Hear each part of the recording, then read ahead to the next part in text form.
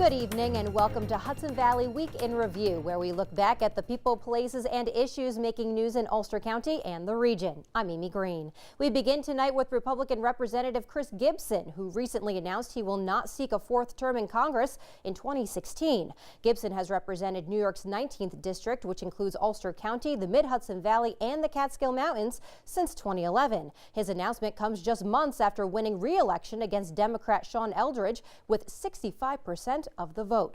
Congressman Gibson was in attendance at President Barack Obama's State of the Union address in Washington, D.C. this week. He spoke to RNN senior political correspondent Andrew Whitman about his political future.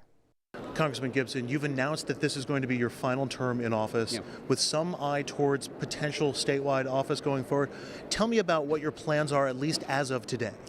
Well, I think the most important thing is I want to be the best congressman I can be for the 11 counties in the 19th congressional district. So we've got a very aggressive agenda. We're looking to get tax reform done that lowers rates for my small business owners and hardworking families, continue to lower energy costs. We think those two things together are going to help grow the economy and see wages rising.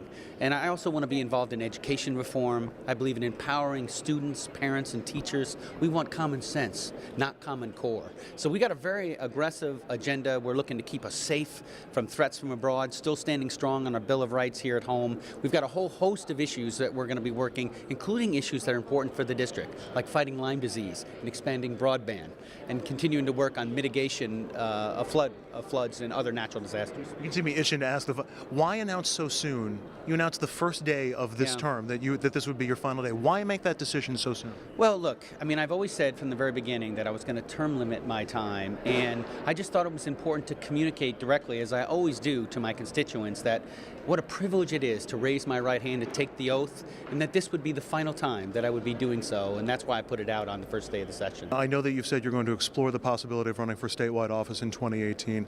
Everybody immediately thinks the gubernatorial race, because that'll be open. There will be a Senate race in 2018 for Senator Gillibrand. Do you like Washington? Have you considered the U.S. Senate? Well, you know, again, my focus right now is being the best congressman I can be. I'm also trying to help our party. I think this is a really important point, that, you know, when you talk about corruption in Albany and you talk about growing the economy in New York, look, with regard to corruption, you can do Moreland commissions, you can do ethics, reform laws, certainly supportive of those, but more than anything else, the thing that will help cut down on corruption is a viable two-party system. So I'm blessed with a strong political team. You guys have covered it, you know, in a very evenly divided district.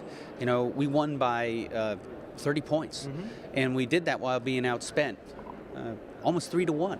So we have a team that has an ability to connect with voters. I want to help our party, and that means strengthening the ability for us to compete statewide, and I think that'll be good. Whether you're a Republican, Independent, or a Democrat, we think that that's in the best interest of New York. And as to whether or not I'll be a candidate in 2018, we'll have to see. We'll take it one day at a time, but I do believe there is a real opportunity for me to contribute, for our team to contribute here in the Congress, and then helping the state.